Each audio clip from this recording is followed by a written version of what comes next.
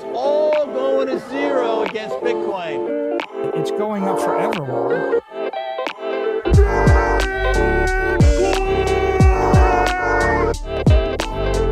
You're against Bitcoin, you're against freedom.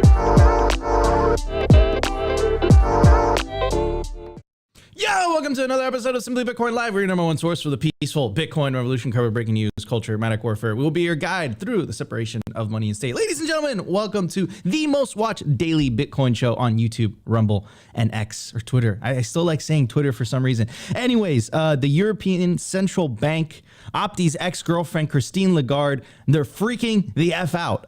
They got community noted. Essentially, they came out with a Twitter post. I don't think they call it tweet anymore, but essentially just talking all this crap about Bitcoin, and they got community noted in 4K. Totally embarrassing. And there's a no BS Bitcoin news article that came out, and apparently it came on the same day the ECP reports a record loss for 2023. So like, are they trying to find, like, it's like, you know, we suck at the central banking thing. Let's blame this other thing. Let's get people distracted. I don't know, but we'll jump through all that. And, you know, they've been calling for Bitcoin to fail for like 2 or 3 years now, and it still hasn't. And of course, we always look at the data. We always look at the numbers, right? And if you take a look at price in Bitcoin, Bitcoin has been destroying the euro for a very, very long time now. So what are they saying, these central bankers? They're absolutely losing their minds. But that tells me that we're over the target. That tells me that we're winning. And that tells me that we just got to keep up the pressure. In other news as well, we had Michael Saylor. I guess he's getting very, very excited. Tommy Lee goes on CNBC, and he shares a price prediction for the end of 2024. He's estimating 150K. That's extremely bullish. We'll get into that. And of course, we have a very special guest today. We have the CEO and founder of Bitcoin Well. We have Adam O'Brien. How you doing, Adam? What's up, man? I'm good. Dude, 150K you think is bullish? That seems bearish to me, man. Like, are we let's push that Overton window, baby. Yeah. No, those are rookie numbers. We got to get those numbers up. It's true. Those are rookie numbers. Speaking of rookie numbers, he's smiling. That's going to be a great show. Giant smile. Hey, you know, I'm with Adam, man. Nico, you're way too bearish on the show, man. I know you're trying to be conservative here, but dude, Bulltard juice only on Simply Bitcoin. Air horns. Nah, man, what a good day. What a good day. Sorry, what happened? What happened, bro? Like, what did you do? Oh yeah. What did you do? Like, what did you get her upset? Like, what happened with Chrissy? Well, you know, she only wanted me for my body and not my brain, so I can't really blame her. And I was only there for the connections, and it didn't work out. You know, it's a miss as a relationship, but you know, you got to try to get the bag, and we're trying to get close to the Cantillon insider effect. Hey, it is what it is. It is what it is. Spiteful lovers are the most revengeful, most vengeful. That sounds like Opti just putting in the good work, like just doing the Lord's work for us here in Bitcoin land. Like, it backfired though. It backfired. Doing what he needs to do. But hey, Nico, just to clarify, you know, the ECB's been calling for Bitcoin's failure for, I think it's almost like a decade now. They've been writing about Bitcoin for a long time. And, they have, but they only release the tweets when you and Chrissy fight. Like, I don't know what happens. You know, guys. Sorry. But the tweets only come when you guys fight. Like, I have a feeling. I know when you guys fought that the night before because the tweet comes out the next day. You know? Yeah, Chad's crazy. Anyway, let's get off this topic. Let's change this topic. The comment section is too good. This is like.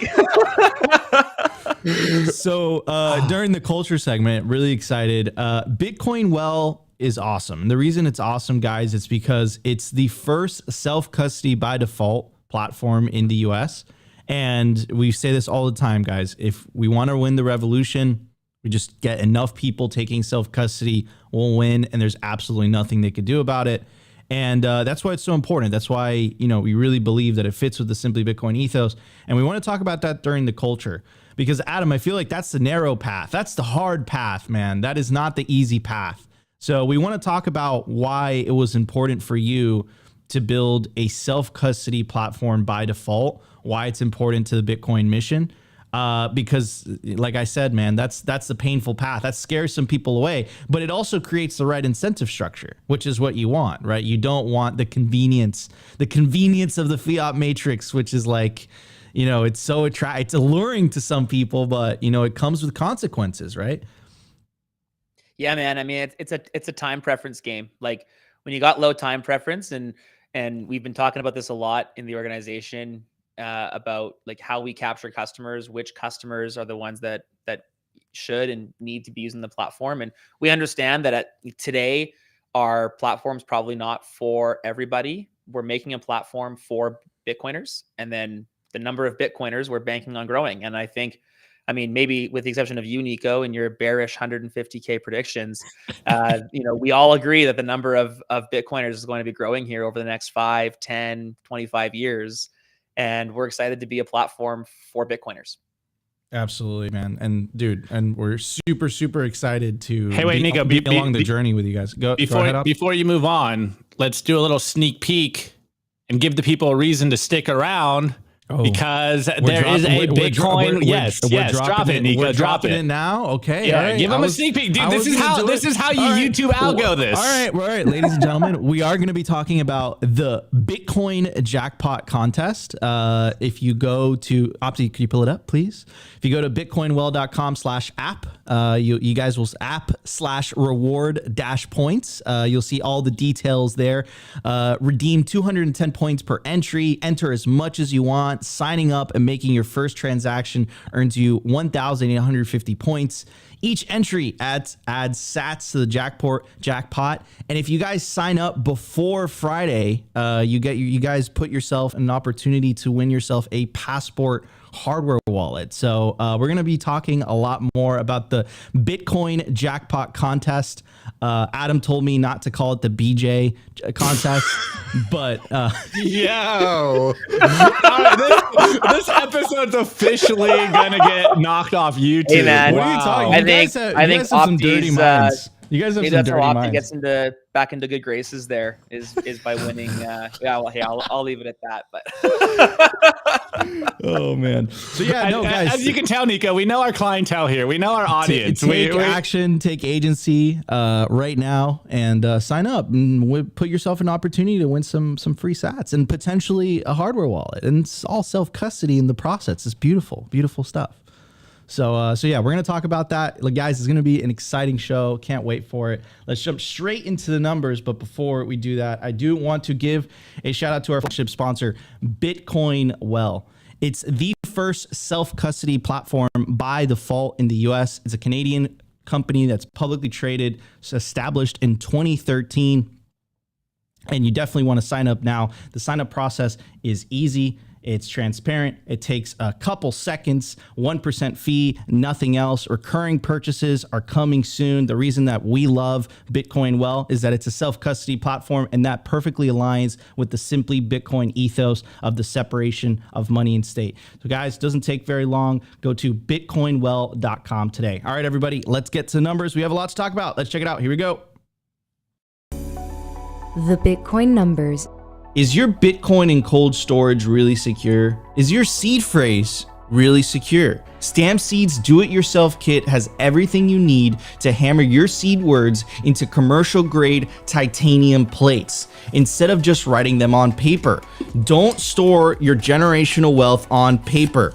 Paper is prone to water damage, fire damage. You want to put your generational wealth on one of the strongest metals on planet Earth, titanium. Your words are actually stamped into this metal plate with this hammer and these letter stamps. And once your words are in, they aren't going anywhere. No risk of the plate breaking apart and pieces falling everywhere. Titanium stamped seeds will survive nearly triple the heat produced by a house fire. They're also crush-proof, waterproof, non-corrosive, and time-proof. All things that paper is not, allowing you to hodl your Bitcoin with peace of mind for the long haul. Stamp your seed on Stamp Seed.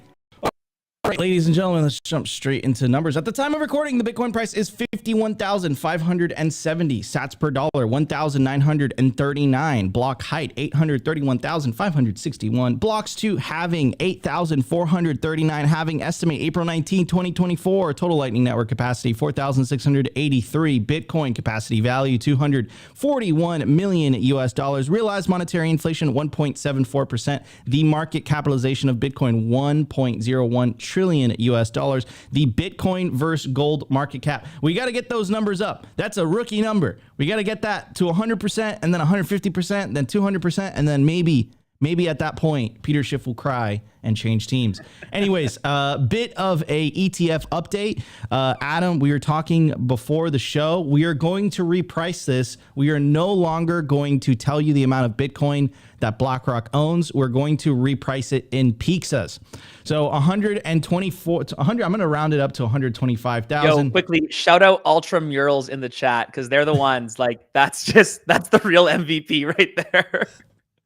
So if we were to reprice this with the famous first time Bitcoin was priced, which is 10,000 Bitcoin for 2 Papa John's pizzas, right? If you divide it, you divide that 124,000 that BlackRock currently owns, you round it up to 125.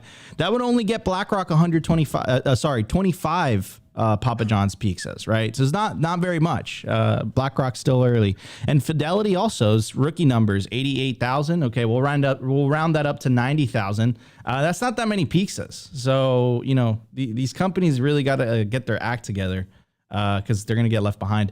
Anyways, wait, Nico, you're so Miami. It's pizza, not pizza. It's pizza. What are you talking about? That's All what right, I said. keep going. Oh man, that's what I said, bro. Okay.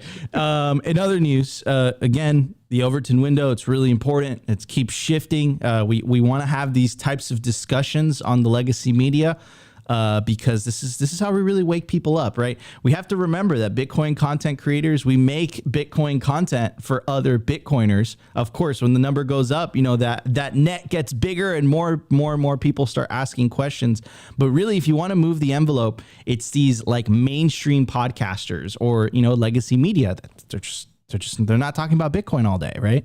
And then when you start to hear these numbers, they're like, oh my God, and they start to ask questions. So these types of events are really, really important from a historical perspective, from an Overton window perspective, and from an adoption perspective. So here's Tommy Lee, and of course, here's the Chad Saylor retweeting the video because I think he understands the importance of these types of interviews and stuff. So let's check it out.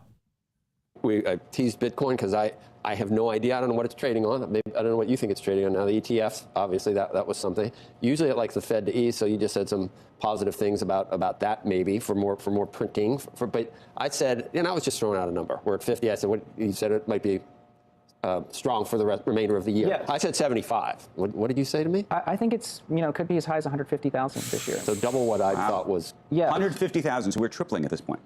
Yeah, because you've got demand improving with the ETF, and you have the supply shrinking with the halvening. And if monetary policy eases, which we expect, that's supportive of risk assets. And Bitcoin's holding up. I mean, that's another reason why I don't think a drawdown's going to start that soon. I mean, Bitcoin's been rallying the last couple of weeks. Wow. So take that to the bank. Those are big numbers. I don't know anymore. And are you in, let me just go back. Are you in the camp of this is like a $500,000 valued?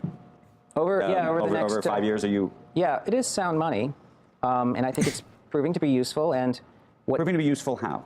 Well, it's very useful if you're an investor right now. Yes, it's been a great store value. It's been a good risk asset. It's also incredibly secure. There hasn't been a single fraudulent entry on the blockchain since inception.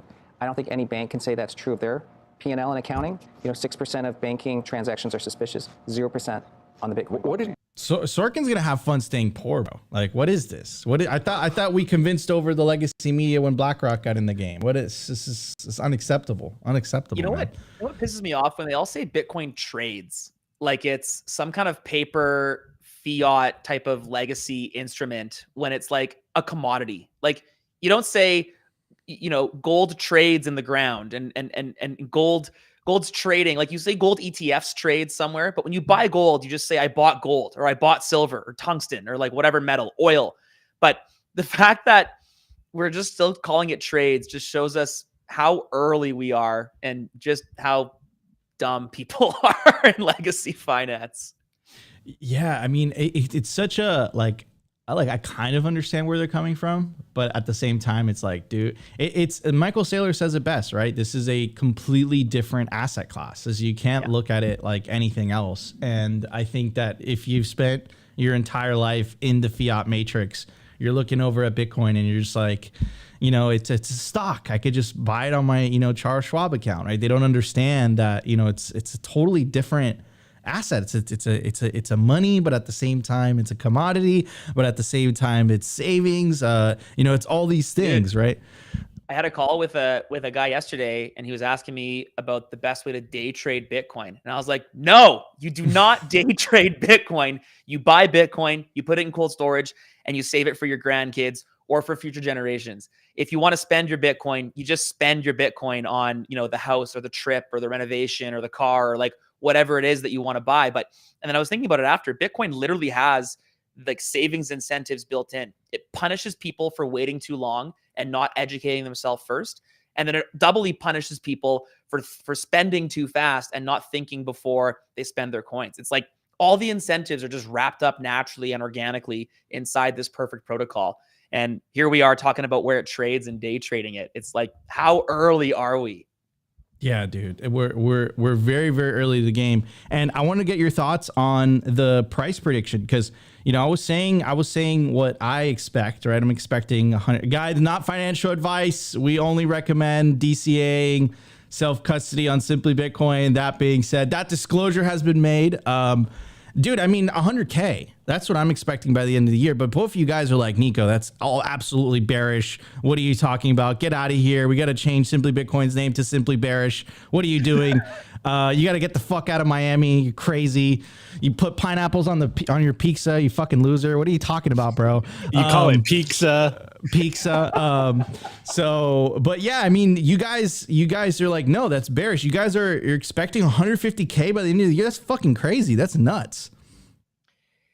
Yeah, Opti, you want to take this one, or should we? I'll jump in. Like, guys, this is very simple. Look, in my opinion, again, my original sin is I am extremely bull-tarded. I'm as bullish as they come, and I think these are even 3x is a conservative opinion in my humble opinion. Like, it's only one double up to six figures. Like, if you don't think Bitcoin can go 100% in this year with everything going on, like, do you really understand what digital scarcity means? Like, it's literally just a double to six figures. And then once we get to six figures, I think is when the real FOMO starts to catch on, because most people are asleep. Like, we watched it, we noticed the numbers and we can tell the views on our YouTube channel that once the Bitcoin price starts pumping, people really get interested in Bitcoin. And once it goes sideways for a little bit, people tune out. They're just like, I don't even care. So human psychology is very strange. We're like, I say it all the time.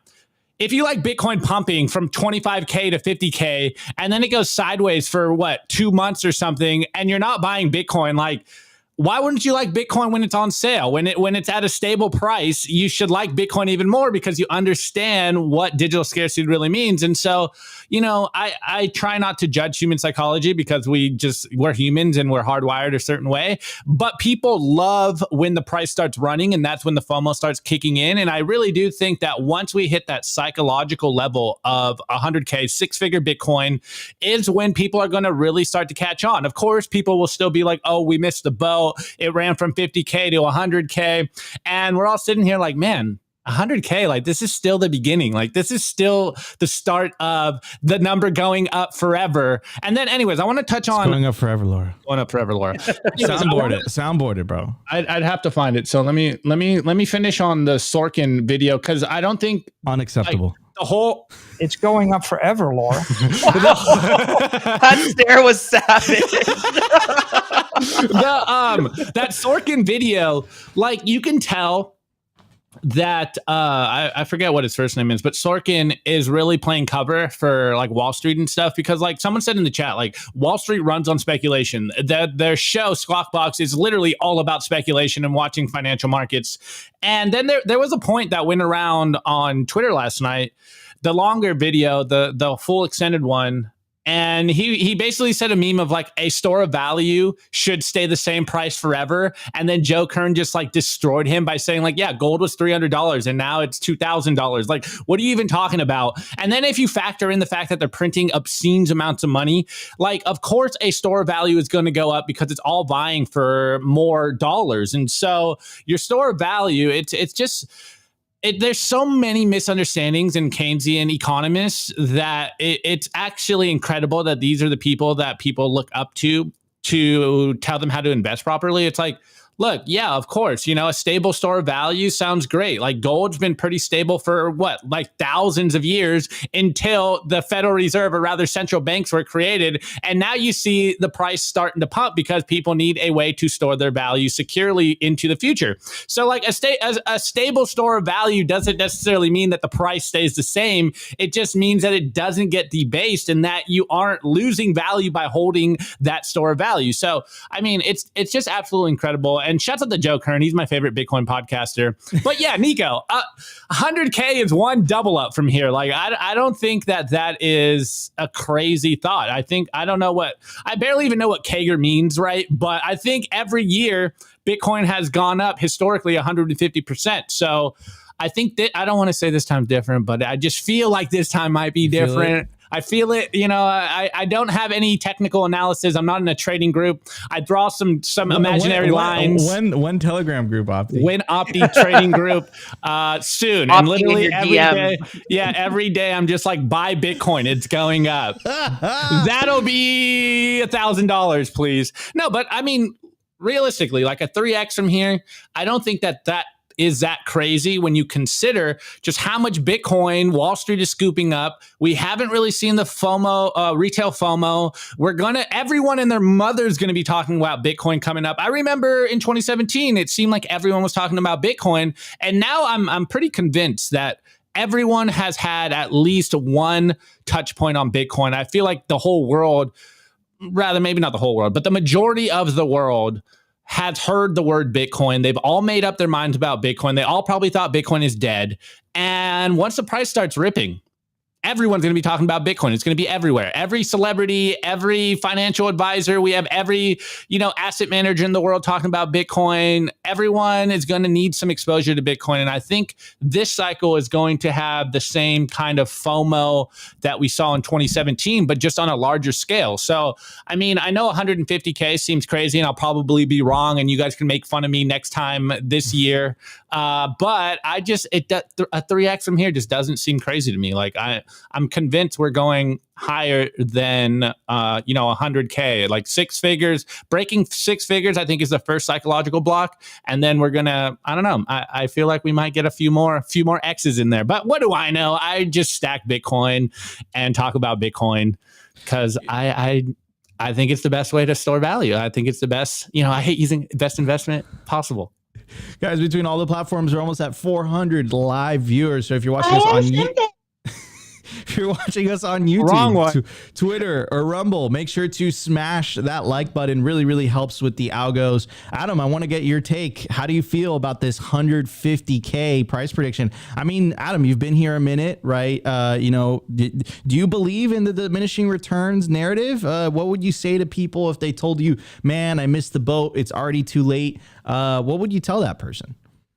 It's just the fiat mindset, man. I think and that's where Sorokin is so off. I think first of all, let me put this on record. Sorokin is bang on. A store of value should not increase in value. However, we do not price valuable things in money. We price them in hours worked or in consumables like food and storage and energy, food and housing and energy. Like in a perfect world, if you can work an hour today and buy one steak, let's say, then you should be able to also store that hour and buy one steak at any point in your future. The only reason we're in this incredible rat race of trying to gain more fiat and gambling in the fiat casino is because we do not have good money. We do not have money that actually maintains its value. If you work an hour today and you get $30 in your pocket, and then in 7 years that will not buy you a steak.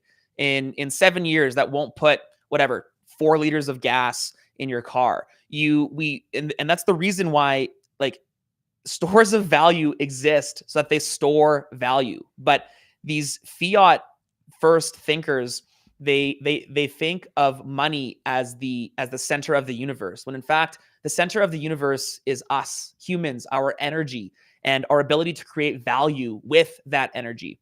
And so is Bitcoin going to 150K? Yeah, obviously it's going to long surpass 150K. And here's actually why I don't think that 6-figure barrier is such a physical barrier. And you Americans think that America is the end all be all of the entire world. But like Bitcoin is going to hit 6 figures in a lot of other countries first. And it won't be because there's a psychological barrier being broken. It'll be because the money in those areas, in those geographies, in those nation states that are failing is getting so poor that people are evacuating fiat and rushing to Bitcoin. I mean, I remember in 2017, I think, or 2018, sometime in that time frame, Bitcoin in South Korea was on a 2x premium. People were literally buying Bitcoin at our Bitcoin ATMs, and he was selling it in South Korea for double. And he was making these insane, like, look at this. Like you want to be a billionaire? Just move somewhere where the dollars are worth $1 billion. Being a billionaire is the dumbest aspiration in the world. You want to have purchasing power of $1 billion. And that's where Bitcoin goes. That's why Bitcoin, I don't say it's an investment. Bitcoin is savings. We take value that we create with our time and we save it in Bitcoin. We move it into the future with Bitcoin. It's a time storage, time savings tool, not an investment. I would even hesitate to call it a financial instrument. It just looks like money because we're just so used to trading paper bills for value. But we wouldn't need money if all of our skills and energy was transferable. Bitcoin just is the middleman, the middle commodity between our time and the energy and the things that we want and need to consume. Beautiful. Yeah. And you made a really good point also too, which is this idea of like, you shouldn't aspire to be a paper billionaire, right? You know, because it's like you should aspire to have more Bitcoin than the day before. And if that's the case, then you're doing it right. Dude, when you're stacking coins, when you're actually thinking about your unborn granddaughter as you're stacking coins, as you're either stacking or you know, not spending those coins, that's peak time preference era, right? If you're like, how about this? My great grandkids are going to benefit from the efforts that I'm putting in today. That's a real thought. And there's no chance you're going to meet like your 10th down the line generation bloodline. But having that thought and that time preference, could you imagine what the world will look like if we all had that level of time preference and that much self-restraint and self-control? Like just, it'd be stunning. Beautiful. It would be beautiful, and it'd be a much better world. It'd be a much like the buildings, right? Like, you know, you hear this about in the Middle Ages, right? How these cathedrals would take hundreds of years to build, meaning the first generation that started the construction, they knew they were never going to see that, right? But it was that like long time preference thinking. And I feel like fiat has like really poisoned everyone's mind with this like very short term thinking. But I feel like you've reached this level of Zen, Adam, that, you know, from just experiences, perhaps running your business, you know, being in Bitcoin for more than a decade. I feel like you've reached the level of Bitcoin Zen where you're just like, you know, with your hands like this, and you're just like low time preference, man. I sat in a cafe with one of my oldest friends, like one of my oldest Bitcoiner friends, in 2014. This is right after the Mt. Gox collapse. We had both just FOMO'd into Bitcoin at $12.50 a coin. To be clear, $1,250 per coin. Bitcoin had tumbled. That's Canadian. Bitcoin had tumbled to $247. I will not forget this. On my phone, it was $247 for months. It just sat there. And I remember it was finally nice here in Edmonton. It was like April. We were sitting at this cafe and we were both just like, maybe this is all Bitcoin is worth. Maybe it's only worth $247. And here we are. And it's an awesome protocol. It works as a payment rail if we need it to. We're going to continue stacking like as per our strategy and just let it run. And sure enough, 2016 happens and it's like, oh, wow, here we go. We went from 1,000 to 15,000 in like, you know, a month or whatever, 8 weeks or whatever it was. And then 2020 happens and 2021 happens. And, you know, the big COVID flash crash to the epic roars. And it's like, you just never count Bitcoin out. You think it'll be 3x, it'll be 9. You think it'll be 9x, it'll be 20. And honestly, on a long enough time frame, like the paper just gets so diluted, the paper just gets so thin that Bitcoin is inevitably going to hit $1 billion in USD. But I would caution against that. Won't be Bitcoin soaring to $1 billion. It'll be the US dollar like just tumbling and collapsing towards that few sats per dollar. 100%. I first of all, that's extremely bullish. And I completely agree with that statement. And I think that's why the central bankers, like at least in Europe, they can't hold themselves in. Like they can't hold themselves. They're just like, this is making me look bad, and they can't help themselves but to lash out, right? So, anyways, wait, Nico, before you go, very fitting. A wise man once said, "I don't stack sats for my first name; I stack them for my last name." Ooh. Shouts out to Nick Campmine. Yeah, it's a really That's good thing. Hard, man. I like that a lot. Nick slays it. All right, everybody, let's get to news. We got a lot to talk about today. Let's check it out. The Daily News. I want to give a shout out to our sponsor, Foundation Devices. It's self-custody done right. They built a premium grade hardware wallet called Passport right here in the US. It's fully open source and verifiable. It's the most intuitive Bitcoin wallet designed with a UX reminiscent of a simple feature phone. So you will know how to navigate it and use it the moment you pick it up. Get your Bitcoin off exchanges and into your own hands in just a few minutes. Experience the peace of mind that comes with taking ownership of your own keys. After a massive sellout during Bitcoin Miami 2023, the Passport is back in stock at foundationdevices.com. Bitcoin only, open source verifiable, completely air-gapped security model, gorgeous design craft, premium grade materials. If you're thinking about getting your Bitcoin off exchanges, this is the one for you. Check out the Passport link in the show notes below to learn more. Ladies and gentlemen, we have to go through the series of events. Last night, 11:55, I got a text message from Opti saying, dude, I fucked up. And I said, what do you mean? And he's like, bro, me and Chrissy went at it. And of course, this morning, this tweet went out and I texted Opti. I said, bro, fuck, man, again, question mark. Are you okay, bro? So yeah, it's highly disappointed. You know, he's been trying to close this deal for a long time. He keeps dropping the ball, but you know, I applaud you, bro, for trying. You got to get in there.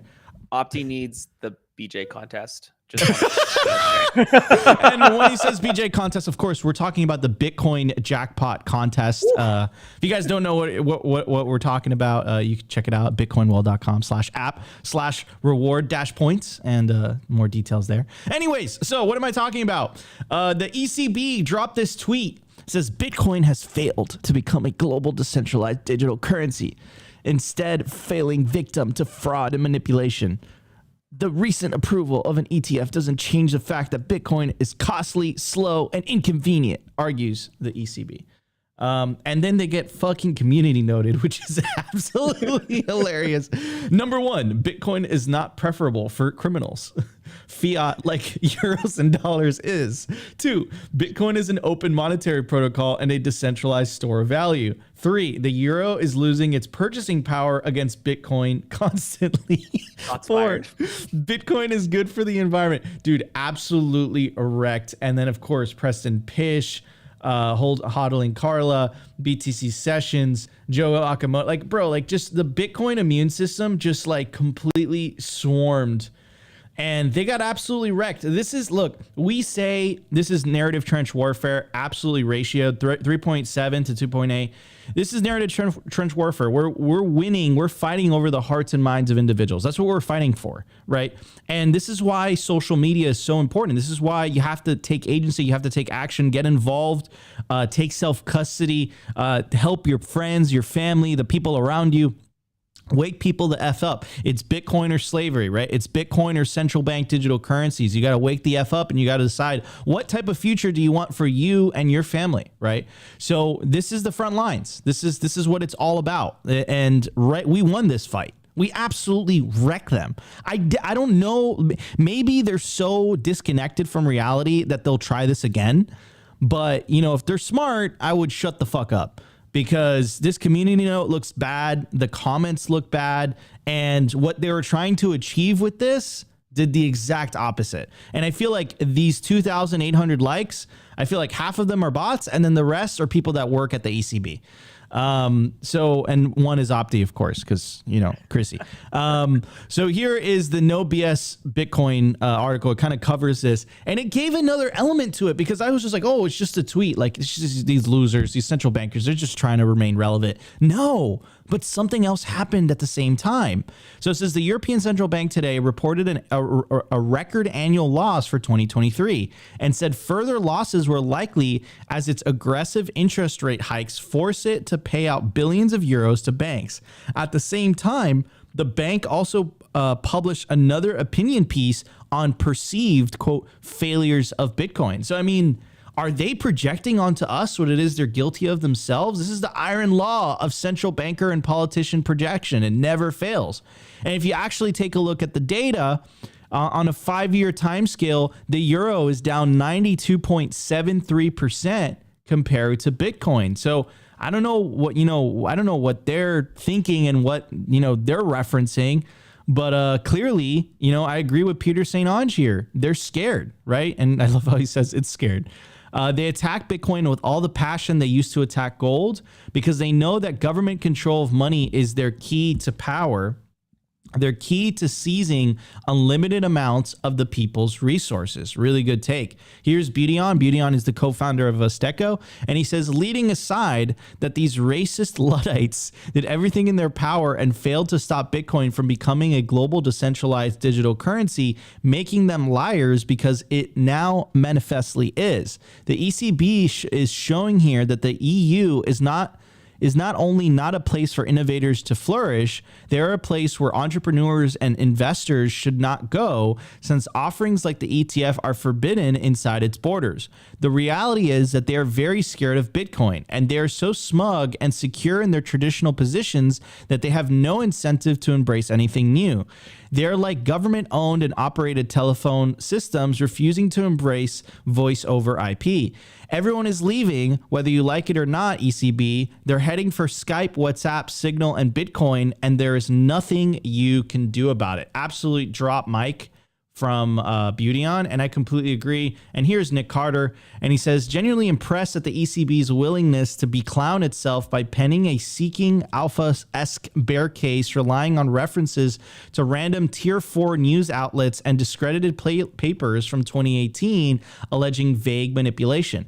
And he goes on to say, this is one of their references, a 2018 paper that looks at price action between 2011 and 2013 on Mt. Gox, trotting out the old canard that the Willy bot was responsible for the price rise. Absolutely comical. They would base their analysis of Bitcoin in 2024 on a price action from literally over a decade ago on Mt. Gox. This wouldn't pass muster as a reference in a 101 level business class in college, yet the ECB is relying on it as a what does that say? As a causative analysis. It was very fancy big words, man. Very fancy words, Nick Carter. Humiliating stuff. Go ban AI or whatever it is you do over there. One weird trick to undermining the commentary of, quote, experts. Literally just read the references they cite as support. Most of the time, it's total made up garbage. It's so easy. And then this kind of goes back to something that me and Mark Moss were talking on yesterday on Simply Bitcoin IRL, which is this idea that, like, now that social media and the internet is a thing, it doesn't matter whether you have the stamp of approval and the gray check, right, of a government approved, or government verified source on Twitter.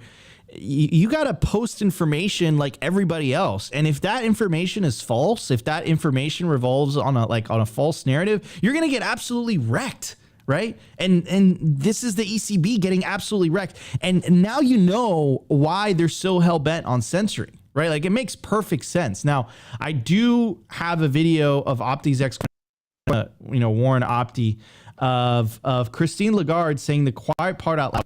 And this is a couple years ago. It was a very famous video. So, she says the quiet part aloud. She calls Bitcoin escape valve, and she reaches the inevitable conclusion of, wow, what Beautyon was saying, we can't stop this thing unless there's this global effort by multinational, and even then it's not going to be successful. But she kind of sees, the writing on the wall. But anyways, let's check out the video. it is a speculative. It's a speculative asset by any account. I mean, when you look at the most recent developments upward and now the most recent downward trend, it's for those who had assumed that it might turn into a currency. Terribly sorry, but this is an asset, and it's a highly speculative asset, which has conducted some funny business and some interesting and totally reprehensible money laundering activity. I think that there are criminal investigations that have taken place that I'm sure will continue to take place that demonstrate it very clearly. And there has to be regulations, and this has to be applied and agreed upon. It's a matter that needs to be agreed at a global level, because if there is an escape, that escape will be used. So I think it needs to be if anything, it shows that global cooperation, multilateral action is absolutely needed, whether it's initiated by the absolutely like totalitarian, crazy stuff.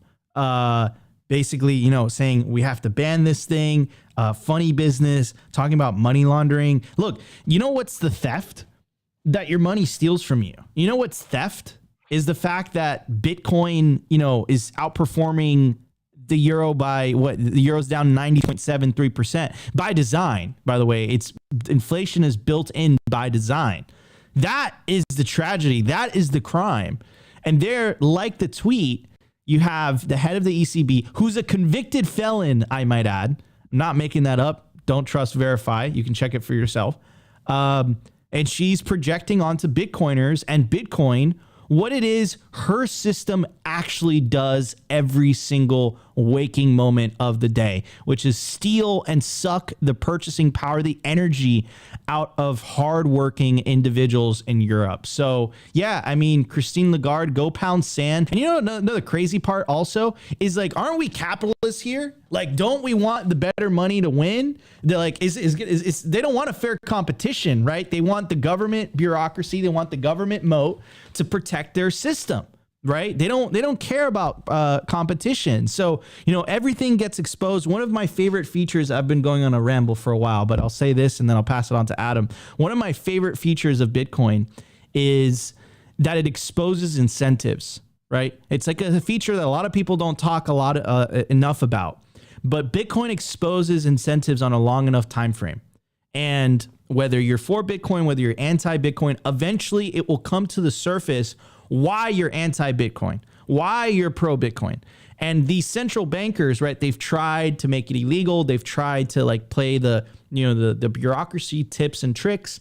It's not working so well. So they start to lash out and they start making mistakes, right? Like Nick Carter just pointed out, the fact that they're referencing a paper written back in 2013, that these are not serious people, right? This is not serious people. They're not playing a serious game, right? But I don't think that's the point. I think it's hubris. I think they feel protected. This is an institution that's been around for hundreds of years. It's never had any type of competition. So anyways, that's how I feel about it. Adam, I'm really glad that you joined us on today's show, because this is like Clown World times 50, bro. Look, their papers and their excuses are suffering from inflation as well, right? Dude, like, this is literally Atlas Shrugged. This is like Ayn Rand told us this would happen. She said the scholars are going to come. They're going to try to throw a bunch of nonsense in our way and try to trick us into slavery. And that is exactly what this is. The difference here, and luckily what Ayn Rand didn't predict, is that we've got decentralized protocols leading the way, mainly in communication and now in money. I don't think this Bitcoin peaceful revolution started in 2008 when Satoshi posted the white paper. I think it happened in like 2000 when we actually had an internet protocol that allowed us to move information without the need for a centralized body. This has been working for them for hundreds of years. To go on a quick tangent, I just finished Chernobyl. And I was watching it on the plane. My family and I traveled to Costa Rica, went and hung out in the Bitcoin jungle. It was incredible. On the plane, I watched Chernobyl, and it made me mad. I had to stop, and I get up and just paced up and down the hallway of the plane because I was so upset that the governments and the socialists controlled the media, controlled everything happening so tightly that they were just able to lie. They literally killed millions of people with lies. And this is the way of all central bankers and governments governments that have come since then, they have just been used to controlling media, controlling narrative, controlling facts and stats, and using things, cherry picking things for what suits them the best. And now they're I think finally coming to terms with the fact that we can community note them. Like, they're using Twitter as if it's a safe place to post their propaganda, and it's just not. And they can't get away with it. And they don't know what to do now. They're scrambling, which means they're going to get dangerous, which means I saw something up there, self-custody Bitcoin. Like, look at this. We got the 6102 order right here. Like, there's problems that are coming up. There's definitely going to be the legacy, tyrannical, terrible people trying to capture your Bitcoin, capture your wealth, capture the value you've created with your time that you've meant to leave for future generations. And they're going to try to steal it. And we need to know better. We need to act better. We need to be hyper aware, and we need to educate. We need to teach. I was talking with someone about Bitcoin. They accused me of being a doomsdayer. And I was like, no, like, we have to be realists. We have to prepare for what's to come. We have to be peaceful, and we have to take Bitcoin into self-custody so that when the losers, when the fiat maximalists that are trying to maintain just an ounce of power come and play dirty, we need to be prepared to not stoop to their level, but to rise above and to take the sound money into the future, because we know that fiat has an end date. It has historically. We want to look at stats. Fiat has never worked, ever, period. Hard stop, end the show, put the mic down. Fiat has never worked. And to think that it will work now is just dumb. You just have to be stupid to think that. And I don't think we're stupid. So if fiat's not going to work, what is? It's obviously going to be Bitcoin, some level of decentralized money. Let's focus on how does that rise up? Let's get it to that level. 100%. Beautifully said. And this is why, like, and this is why, like, you know, we have to push the right tools. We have to essentially promote and recommend the right environment for people to be incentivized to learn how to self-custody, learn how to Bitcoin, really. Because if you don't create it, right, you have the traps of the fiat matrix. You fall into the convenience. You fall into the convenience of someone else holding your money. And, you know, that takes away personal responsibility from your setup. And therefore, you're like, oh, you know, I'm so used to this, right? But as Bitcoiners, we know the power of self-custody, right? And self-custody is awesome, right? There's multi-sig, geographically separate your seed, where like there's such a, like, it totally just moves things to your advantage, and then you sleep really well at night. You know that shit isn't going anywhere to the end of time. If you know, if you literally could take it with you. I mean, can't take it with you, but it's not going anywhere. So yeah, man, it's definitely a brave new world. It's extremely exciting, but we have a lot of work to do as individuals. We have to get involved. We can't just, you know, just get lazy and just lean back and just feel that Bitcoin's going to take care of it for us. I have, what's the saying that we always say, Opti, right? Don't ask what Bitcoin can do for you. Ask what you can do for Bitcoin. Ask what you can do for this movement. Anyways, Opti, what's your take on all this, bro? Listen, again, what the fuck, bro?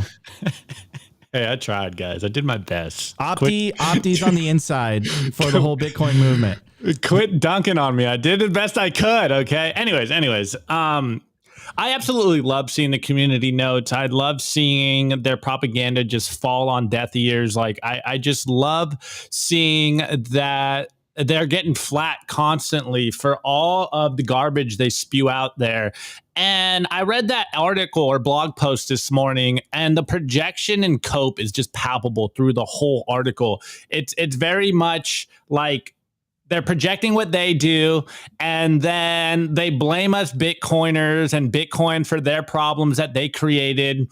And it's absolutely just incredible once you pierce the veil. Anyways, the one thing I really want to touch on is the point that they made. It was the first article, or the first paragraph, if you guys read the blog post, and it said Bitcoin has no fair value. Like, there is a real world cost to Bitcoin, and it's the price of energy. Like, what sounds like having no fair value? Something that can be created literally out of thin air, aka the euro or the dollar, or something that takes work, energy, and labor to create. I don't know. It seems like Bitcoin has a real fair value, and the thing that's printed literally out of thin air has no fair value. And the amount of projection coming out of this article is absolutely insane. And everyone knows that fiat money is the real money of criminals. Like, we touch on that all the time. This is why we are Bitcoiners. This is why we have opted into a better system. And, you know, again, the other thing they touched on is Bitcoin is bad for the environment. What are you posting up here? Yeah, exactly. Finance and evil. Like, that sounds like the dollar to me. That sounds like paper money. That sounds like the last 100 years of central banking. And then the last part on the environmental impact, because they had 3 points. They said, you know, Bitcoin has no fair value. Bitcoin is for criminals. And it's bad for the environment. Well, you know, fiat and gold are way worse for the environment than Bitcoin could ever be. And we don't even have to get into all the details because we cover this all the time. And then, guys, like, let's be honest. Does anyone even read the European Central Bank's blog posts? Like, come on. Except for Bitcoiners. Of course, only Bitcoiners read the blog posts. But it's like, no one's even reading their stuff. Like, no one's even paying attention to their propaganda. They just pull it out. And shouts out to Nick Carter. You guys are trolling him in the chat, but absolutely destroyed that whole argument. And I just love seeing central banks and central bankers freak out about Bitcoin, because it just makes me want more Bitcoin. This is like the very reason why we Bitcoin. And when you see them freak out about it, you're just like, yeah, we're right. Like, I knew I was right. And the more you freak out, the more I know I am right. Yeah, no, and they accuse everything, like they're calling us evil. They're saying, you know, the emperor has no clothes. Like, bro, like, you guys, like, look at yourself in the mirror, dude. Like, what's wrong with you guys? Anyways, before we move on, guys, I do want to give a shout out to our sponsors. The show would not be possible without our sponsors. First sponsor, before we get on to the culture segment, is Bitcoin Evangelism. Guys, we have to orange pill 10 million people. Bitcoin Evangelism by Brian DeMint is an absolute beast of a resource for orange pilling Bitcoin, orange pilling no coiners and all coiners alike. So you have a mother, a father, a daughter, a brother, and they're just not that into Bitcoin. You got to get yourself this book. It's a book for Bitcoiners who are trying to explain Bitcoin to altcoiners. It's available on Amazon right now. You can scan the QR code on your screen. All right, everybody, let's get to the culture. Talk to Adam from Bitcoin Well. Let's check it out. Here we go. The Daily Culture.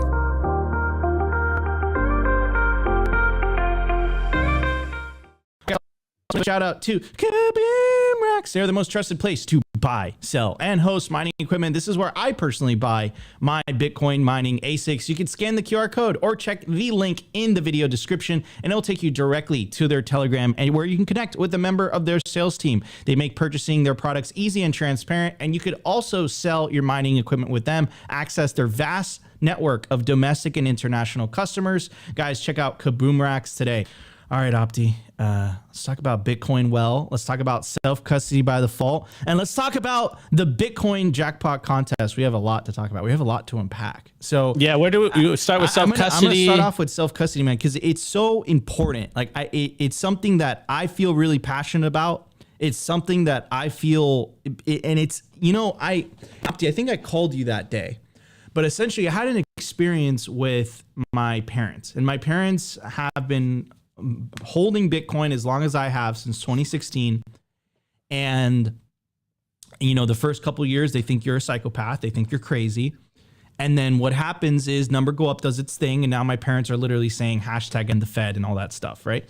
But it was my dad's birthday. We all went to my sister's apartment. And I remember I go in there and I'm the Bitcoin IT guy. Right. And they're all like, I don't know what's going on with my self-custody setup. Like, holy shit, I haven't checked my keys. And like, I'm like, oh my God, we got to update the hardware wallet. And then it's like, my sister was missing her words. And then we had to like go through a process of like, where was the last time you put them? And then we ended up finding them.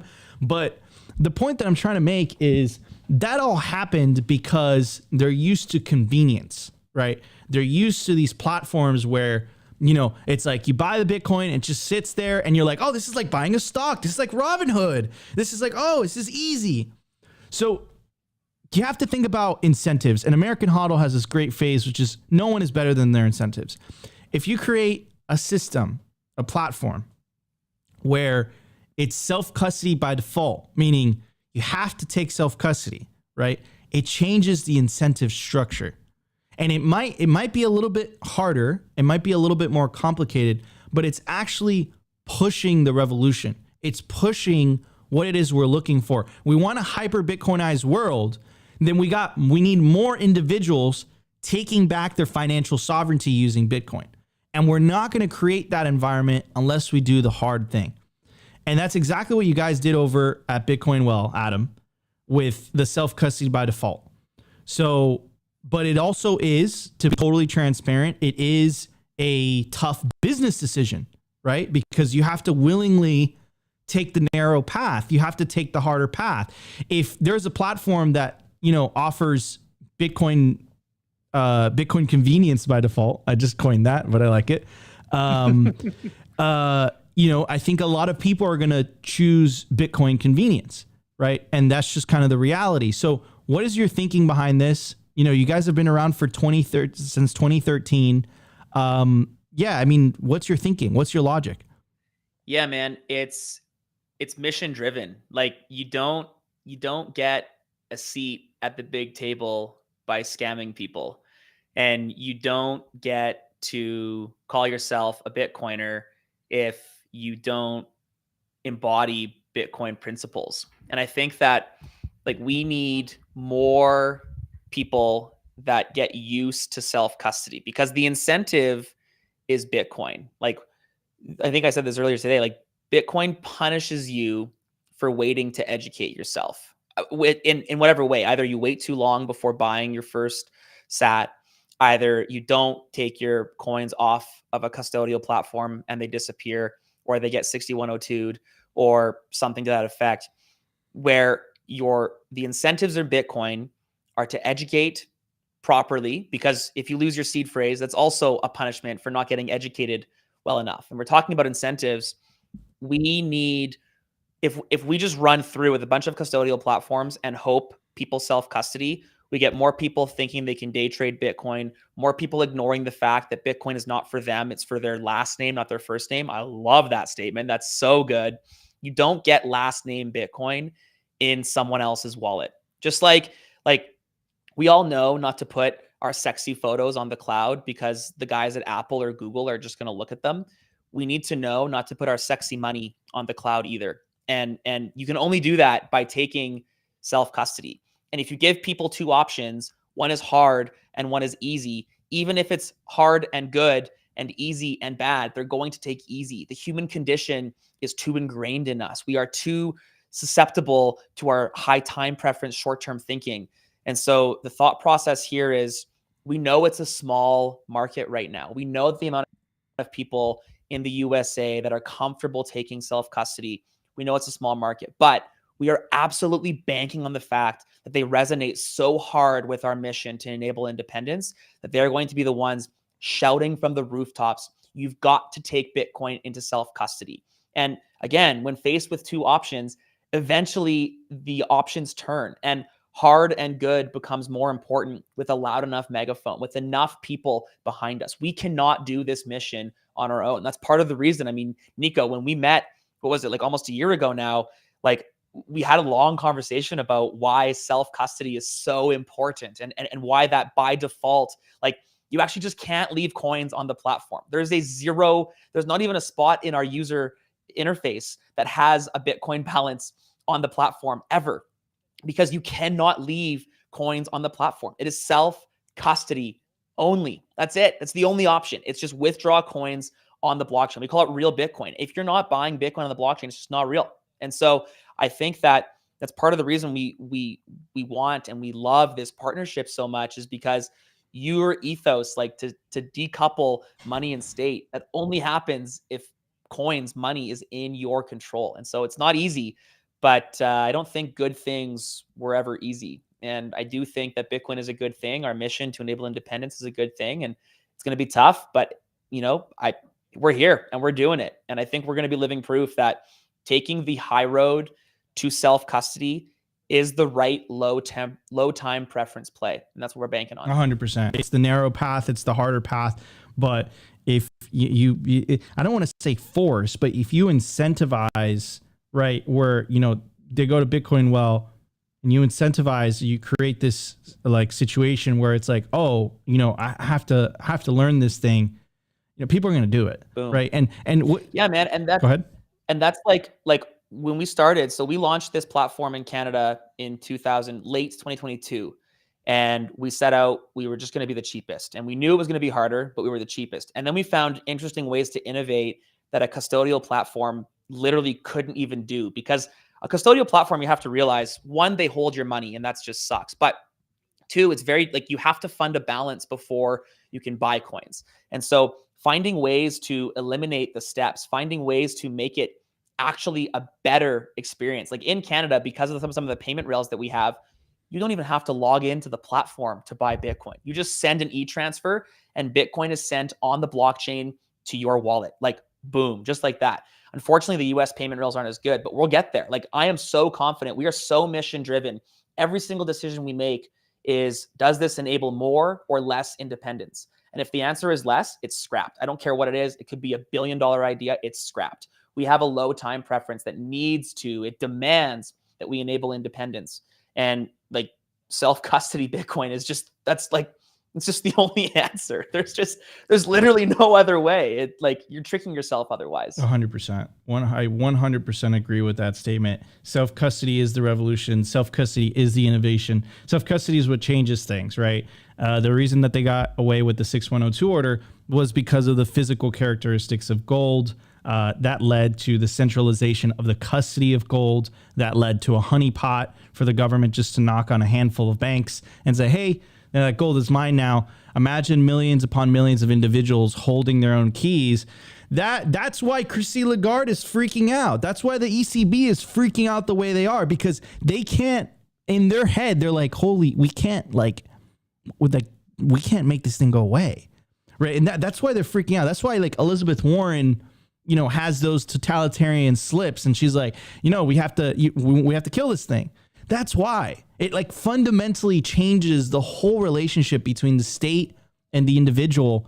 But that only happens if you have self-custody. And then that gives you the power to vote with your wallet and also your feet. It empowers you as an individual, empowers you, and empowers your family. You definitely want to put in the work. Someone asked, I saw in the chat what the fee is. It's 1% on Bitcoin. Well, Opti. What's You're up, muted, bro? You're muted. What's up? Are you asking me to chime in now, or? No, I'm passing it to you, bro. Yeah. Oh, okay. Yeah, hold on. Give me a second. Words from Yellow. Let's what else was on our docket? Let's go to the Bitcoin jackpot contest. Let's go to the Bitcoin jackpot. Also, guys, we have almost 500 live viewers across all the platforms. Smash that like button. Really helps with the algos. Really helps push the orange signal. So if you guys are enjoying the show on Rumble, X, or YouTube, just make sure to smash that. Smash it. Anyways, yes, let's talk about the Bitcoin jackpot contest. Adam, actually, before we go on, someone said, who is this Canadian and what is his company? So maybe drop it again for the people coming in late. Who are you, Adam? What is Bitcoin? Well, real quick. And then let's go into the Bitcoin jackpot contest. So maybe you can just roll into both of those. Yeah. Okay. I'm Adam. I found Bitcoin in 2013, found it really hard to buy, and then dedicated my life to making it easier to buy and sell, and now use Bitcoin. There's ways that, again, we're in Canada and the US. In Canada, you can pay your bills with Bitcoin. There's a lot more opportunities that we've had because we've been here for 10 years, and we're bringing all of this energy, this independence energy, now into the US. And so in 2014, we launched some of the provinces up here, first Bitcoin ATMs. Actually, on Saturday will be the 10-year anniversary from our first ever Bitcoin ATM being deployed downtown Edmonton, which is pretty cool. In 2022, I realized that Bitcoin ATMs were good. They were privacy enhanced, but they weren't the end all be all to independence. You need more ways to buy, sell, and use Bitcoin. And actually, Bitcoin is so much more than just buying, selling, and using Bitcoin. It's a freedom tool. And so the company started taking massive steps towards treating Bitcoin like a freedom tool, not just a financial asset. And we did a brand shift. We changed from Bitcoin Solutions to Bitcoin Well. And the thought process behind that brand shift, it was in combination with us going public, I guess, which was important. tough to trademark Bitcoin solutions. But Bitcoin Well, when we're talking about that, when you think about the first cities that were colonized, they were all by water. And one of the first things you have to do when you colonize a new city is you got to dig a well, because water is life. And you literally die if you have no well in a city, or at least in the first early days. Now we have pipes and all this stuff, but back in the good old days. And so when we talk about our company, we talk about Bitcoin Well, we are the first, like, that's it. We're the first hole in the ground. We are the ones that give and deliver real Bitcoin on the blockchain to enable independence of our customers. And that's why we're called Bitcoin Well. Also the like double entendre of Bitcoin Good. I'm too much of a meme whore to pass that up. So we just, it's stuck, and that's who we are. And yeah, I'm stoked to be enabling independence. So Adam, you guys recently, so you guys started in Canada, but you guys recently expanded to all 50 states, right? So, you know, and you're bringing self-custody by default to the US. And what was your lot? Obviously you want to expand the business, but that happened not too long ago, right? You guys recently expanded to the States. Yeah, it was. So we launched in the States at first, I want to say like in the spring or late spring last year, but we were capped because of some of the licenses. We're using different partners and we needed different licenses to come through, and that takes time, obviously. And so it was actually just in February when finally all 50 states are live. Time to spread the word. Let's get Bitcoin or self-custody by default, real Bitcoin into the hands of Americans. And honestly, we kind of are hoping to tap into an early set of community Bitcoiners to help us make the proper products, because we are one team.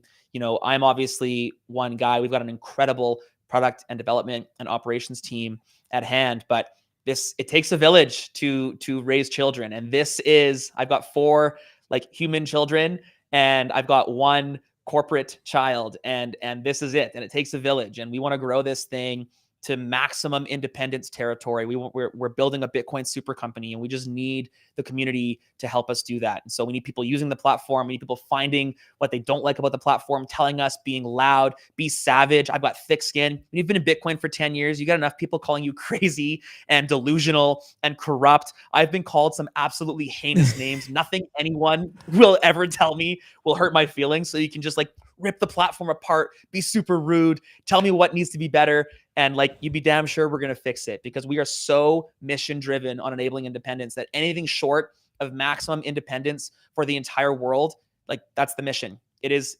absolutely giving people control of their money, of their energy, of the value they create with their time. And that's the mission. That's why we're here. I love it. All right. Beautiful. Let's get into the, oh, go Nico. Sorry.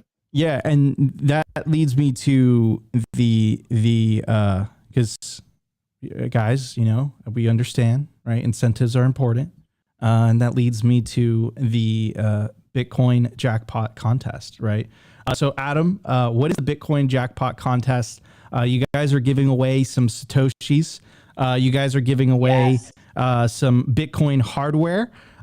So how do people enter? What can people win? What can people expect? And all that good stuff. Okay, this is our foray into rewards. And I knew that our foray into rewards could take 2 paths, one with points and one with sats, obviously, right? Those are the 2 obvious ways.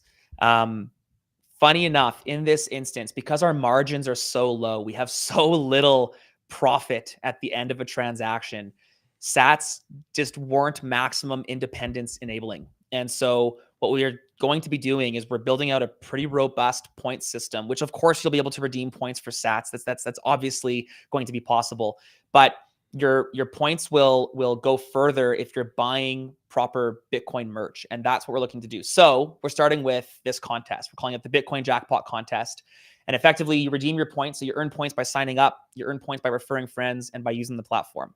Talk about incentives. We need people to help us by using the platform. We're going to basically give them points for using the platform.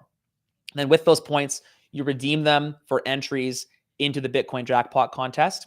Every single time you enter, a certain number of sats, depending on the value of sats that day, gets entered into the jackpot. So the jackpot right now, if I were to look, is like it's over 1.1 million sats. And we're going to be running this until the halving. We're going to do the draw on the halving. And then basically we're going to draw 2 names. the first name we draw, or the first well tag, the first username that comes out of the entries gets 21% of the pot. And the next name gets the big prize, 69% of the pot. It's kind of modeled off of like a 50-50, which are massive up here in Canada. And so you might be asking, well, what about the last 10%? Well, I'm glad you asked, silent screen and silent viewers, because we're going to be giving 10% of that to a Geyser project. Geyser is a GoFundMe for Bitcoin projects. We're partnering with Geyser, and we're going to be looking at a handful of Geyser projects, kind of picking our top 3 favorite, and then you, the viewers, the Simply Bitcoin community, and the Bitcoin Well community, and the Bitcoin community are going to pick how many or which projects are going to get that last 10% of this Bitcoin jackpot. So I'm super stoked on it. It hits all the parts for me. It's got some excitement. It's got some contest. All you have to do, like, it's all very complex. All you have to do is sign up and then just go to rewards points and then just click redeem. Like, it's stupid easy to be able to do it. Hell yeah. And basically 2 people are going to walk away with a boatload of sats, and we're going to be able to, as a community, give a boatload of sats to a Geyser project, and continuing fulfilling this Bitcoin dream and this hyper Bitcoinized world. So I'm excited. It's been a long time in the brain, and getting it to a spot where, you know, this Bitcoin jackpot contest is a reality is it's pretty exciting. Oh yeah. Okay, Man. wait, Nico, before you go though, guys, don't just think that we're doing one jackpot giveaway. If you sign up between what you say now and Friday next Friday, yeah. What can they win? Let's get them incentivized. Yeah. So, like, early adopter, let's go. We're looking to incentivize those that help us early, because, as you know, once we get over that hump, like, every time somebody enters, the jackpot grows.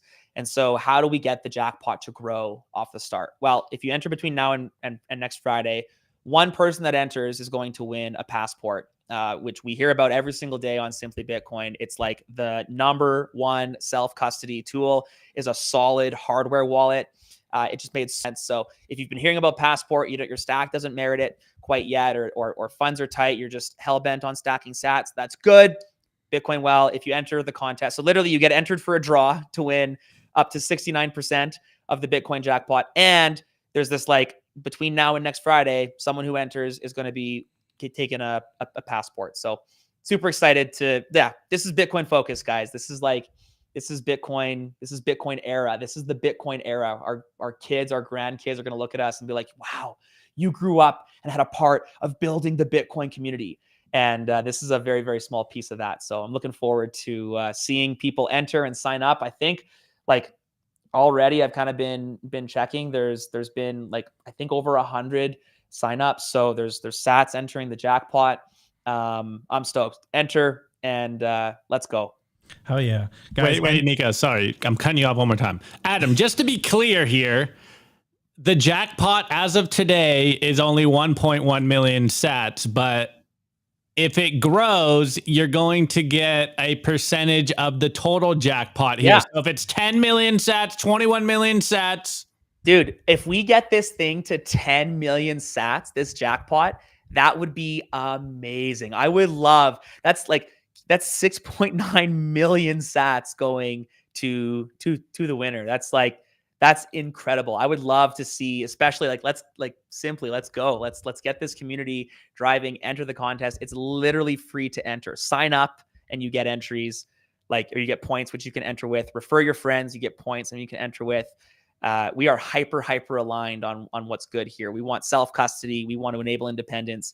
And this contest is just our way of trying to incentivize and get some sats into wallets, baby. Hell yeah. Let's fucking go. Yeah, man. Guys, get paid to be a part of the revolution. It's important that you push a self-custody by default platform. And that will incentivize the proper behavior that's going to push forward this peaceful Bitcoin revolution. So, guys, check out bitcoinwell.com. Wait, Nico, sorry, I'm cutting you off one more time because someone asked. Sorry. We got to clarify here. Someone asked, how do I sign up? So again, one more time, Adam, how do they sign up? It's very easy. Go to bitcoinwell.com. In the top right-hand corner, there's a sign up button, or you go to bitcoinwell.com/app and just start putting in your email, and voila, you're in there. Just so you guys know, our record time for someone to sign up was 12 seconds. So they signed up, confirmed their email address, confirmed their phone number, and then they were in there 12 seconds. And so if you can do it faster, let's figure it out. Look at the chat. I love this. It's stupid easy. That's so good. Looking forward to doing it. And then, yeah, so as far as points go, I see some people in the chat asking about points. So for every $10 you spend, you get 3 points on the platform. So if you buy $100 in Bitcoin, you're going to get 30 points, basically. Every time you refer someone, you get 1,000 points after they make their first purchase. And then just for signing up, if you sign up, complete all the steps, and you make your first purchase, by the time all those things are happening, your account will have 1,850 points, which is like a ton of entries into the contest. So literally, you sign up, you buy $100 in Bitcoin, you can enter the contest to win, like I said, can we get this jackpot to 10 million sats? That's pretty good bang for your buck, I think. Let's do it, everyone. So we got a couple questions in the chat. JC says, do you guys support people that live in Puerto Rico? I think so. I think I actually have no idea, but my default answer is yes. And so JC, I'd love for you to try. If you're in Puerto Rico, can you try DM me on Twitter at @AdamO'Brien_ and I'm there. And unfortunately, we're publicly traded. We're bound by the rules of the rulers right now. But you better be sure that I'm going to find a way to get you some sats, man. If you can't, yeah, that would suck. That would break my heart if you weren't. But it would also give me a bit of a lane to start focusing on. And we're working on expansion. We're building the blueprint right now for how do we go from Canada to other jurisdictions, and we're doing Canada to the US first. And we're gonna be going elsewhere. And right now we're just figuring out what the most efficient way is to go from Canada to another jurisdiction. And so when we're ready, we're going to find this blueprint and then continue building. Hell yeah, man. Absolutely bullish. And one other thing also, Adam, because you guys are taking a very unique approach, right? You guys just expanded to the US. Obviously you have, you've been running the Canada platform for many, many years now. So guys, if you guys have any feedback for Adam, send him a DM on Twitter. I warned him. I warned him, but send him a DM on Twitter. Give him your feedback on the platform. What you guys, if you have any, thoughts, ideas or whatever, just hit up Adam. Tell him his ideas, and he wants to make that part of the process, right? Help him make it better. Give him feedback, and I'm seeing these are good questions. I'm seeing people asking what about El Salvador? What about my Nostr key? This is hard hitting. This looks like a marketing scam to pump their daily active users for more VC. Dude, we're not VC funded. We're publicly traded. This was self-funded by Adam, and actually Adam's father-in-law. Before he was his father-in-law, he gave me a $30,000 loan. That's what I bought the first Bitcoin ATM with. And we've been growing from there. We took no VC money ever. We took money when we went public, obviously, and we injected all of it into the business.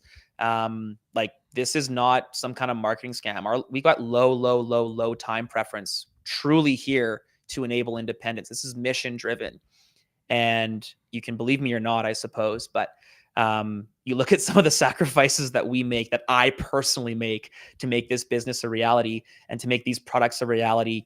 I'm literally building so that my great granddaughter can think about me when she is sitting in her citadel, because she's got generational wealth that has come in part thanks to the efforts of Bitcoin Well and of this community and of all of you guys for giving us tough feedback. So that's that got a bit ranty, I suppose, but that's, this is daily active users in Q2 of 2024, not a priority. Daily active users in 2030, that's the priority, and that's what we're building for right now. Absolutely. Hell yeah, man. Low time preference. Love that answer. Bootstrap. I feel, I understand, I know the pain, but it's totally worth it, in my opinion. And yeah, man, this is great stuff, guys. Reach out to Adam. Adam, it's been an honor to have you back on Simply Bitcoin Live. Let's have you back on in a couple weeks, and we could talk about any updates on the Bitcoin contest, and also update on your experience expanding to the US. Also, Adam and I are gonna go to BitBlock Boom together, so it's gonna be dope. I'm freaking excited about that. Simply is gonna be doing the Bitcoin, the Canadian Bitcoin Conference. I think that's the name. So many Bitcoin conferences these days, so many names. But yeah, we're super excited for that. So yeah, this is just the beginning of something awesome and great. Self-custody by default. Self-custody is the revolution. And I'm so freaking excited. Anyways, Opti, any last words? No, I mean, I think I should give Adam the last words here. I always ask our guests a very similar question. What's the last 2 sats you want to leave with the audience? So I'm asking you this. What's the last message you want to leave with the audience? It could be about Bitcoin well, it could be about Bitcoin in general, it could be about life, whatever you want to spread to the audience. We've talked about Bitcoin well enough, I think. I think people kind of understand where I'm coming from there. I would emphasize and hope that everyone don't think about tomorrow, but think about next year, and just think about all the chaos that the world has. Think about your family, think about your bloodline and what you've got down the future.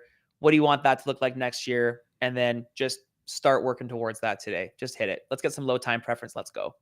Hell yeah. This is how we're going to win, ladies and gentlemen. Love it. All right, everybody, if you guys enjoyed the show, you know what to do. Smash that like button. Consider subscribing if you feel like we provided you value. But the number one thing you could do to help push this peaceful Bitcoin revolution, share Bitcoin content, share Bitcoin everything, share Bitcoin products, share Bitcoin music. We got to take over the culture. We got to do it one heart and mind at a time. I don't know. This sounded better in my head. Anyways, love you all. We'll be back tomorrow for another episode of Simply Bitcoin Live. Peace out, everybody. Today's episode was brought to you by BitcoinWell.com, a Bitcoin-only platform on a mission to enable financial independence.